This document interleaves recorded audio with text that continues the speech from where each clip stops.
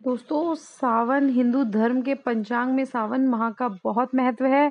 इस माह में भगवान शिव की विशेष पूजा अर्चना की जाती है। इस बार जो सावन माह की शुरुआत हो रही है वो 25 जुलाई से हो रही है। इस बार केवल 4 व्रत पड़ रहे हैं, जिसमें कि पहला व्रत तो हमारा 26 जुलाई को है, वहीं दूसरा व्रत 2 अगस्त को पड़ रहा है, तीसरा सोमवार जो पड़ेगा वो 9 अगस्त को पड़ेगा, वहीं सावन का चौथा और आखिरी सोमवार 16 अगस्त को पड़ रहा है।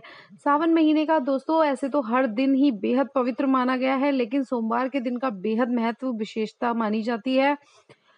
ऐसी मान्यता है कि इस दिन भगवान शिव को जल चढ़ाना चाहिए और पूरे विधि विधान से उनकी पूजा करना चाहिए। ऐसा करने से सभी कष्ट दूर होते हैं। वहीं कुंवारी कन्याएं भी अच्छे वर के लिए सोमवार का व्रत करती हैं। दोस्तों, इसे पूरे महीने को ही प्रेम का प्रतीक माना जाता है। दोस्तों, सोमवार व्रत की एक कथा है जो बहुत प्रचलित है, और हम व्रत तो रख लेते हैं पर व्रत की कथा हमें कहनी अवश्य होती है, या तो हम कह सकते हैं, सुन सकते हैं।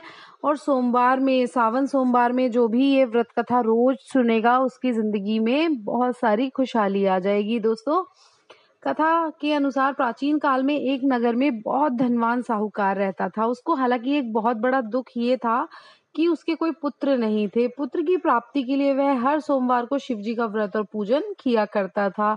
साथ ही शाम को शिवजी के मंदिर में जाकर दीपक भी जलाया करता था। उसके उस भक्ति भाव को देखकर एक बार पार्वती माता ने शिवजी से कहा कि साहूकार आपका अनन्य भक्त है और पूजन बड़ी श्रद्धा से करता है, इसलिए इसकी मनोकामना आपको पूर्ण करनी चाहिए। पार्वती जी का ऐसा आग्रह देख शिवजी ने कहा, इसके कोई पुत्र नहीं है, इसी चिंता में यह दुखी रहता है। इसके भाग्य में पुत्र नहीं है, पर फिर भी मैं इसे पुत्र की प्राप्ति का वर दे सकता हूँ, लेकिन यह केवल 12 साल जीवित रहेगा। यह सब बातें साहूकार सुन रहा था। इससे उसको ना कुछ प्रसन्नता हुई और ना ही दुख हुआ।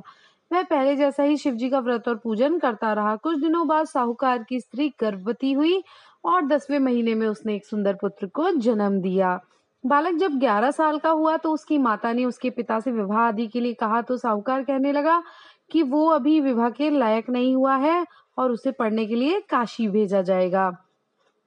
दोस्तों, इसके बाद साहूकार ने बालक के मामा को बुलाकर उसको बहुत सा धन देकर कहा, तुम उस बालक को काशी जी पढ़ने के लिए ले जाओ और रास्ते में जिस स्थान पर भी जाओ वहां यज्ञ तथा ब्राह्मणों को भोजन कराते जाना। काशी जाने के रास्ते में हुई शादी दोनों के काशी जाने के रास्ते में एक शहर पड़ा। उस शहर में राजा की कन्या का विवाह था। वहीं दूसरे राजा का लड़का जो विवाह के लिए बारात लेकर आया था वह एक आंख से काना था। उसके पिता को इस बात की बड़ी चिंता थी कि कहीं उसे देख कन्या के माता पिता विवाह में कोई अड़चन पैदा ना कर दें। ऐसे में राजा ने जब साहूकार के सुंदर लड़के को देखा तो सोचा कि क्यों ना दरवाजे के समय इस लड़के से वर का काम चलाया जाए। राजा ने लड़के और मामा से बात की तो वे राजी हो गए। फिर उस लड़के को वर के कपड़े पहनाकर दरवाजे पर ले जाया गया। इसके बाद राजा ने सोचा कि यदि विवाह कार्य भी इसी लड़के से करा लिया जाए तो क्या बुराई है। इस पर भी लड़का और उसके मामा राजी हो गए। हालांकि जिस समय लड़का जाने लगा तो उसने राजकुमारी की चुनरी पर लिख दिया कि तेरा विवाह मेरे साथ हुआ है, परंतु जिस राजकुमार के साथ तुमको भेजेंगे वह आंख से काना और मैं काशी पढ़ने जा रहा हूँ।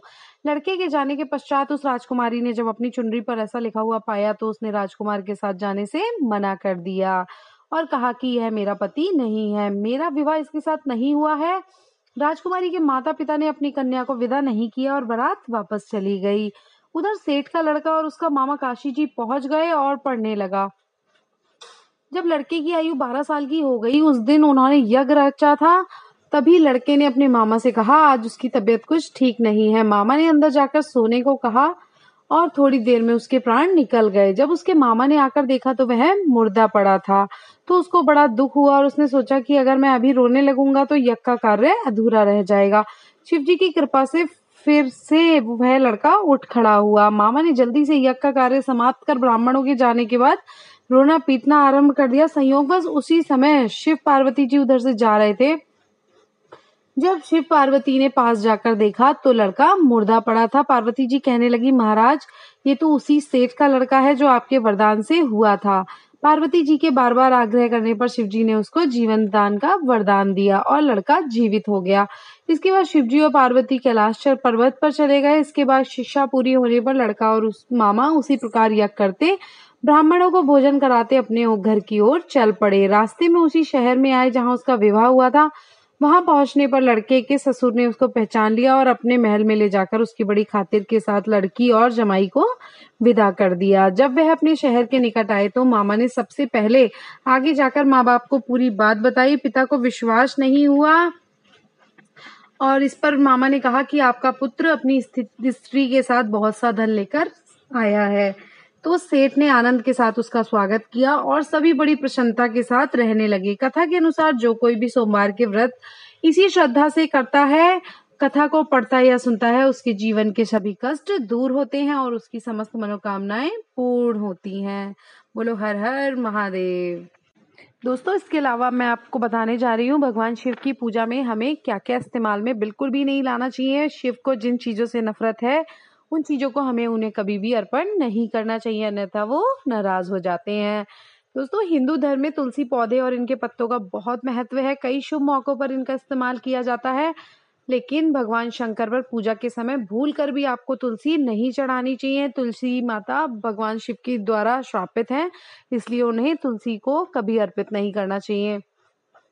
वहीं नारियल, भगवान शिव की पूजा में नारियल का इस्तेमाल नहीं किया जाता। नारियल का संबंध माता लक्ष्मी से है, इसलिए नारियल का पानी शिवलिंग पर नहीं चढ़ाएं। भगवान विष्णु की पूजा में इसका इस्तेमाल जरूर किया जाता है।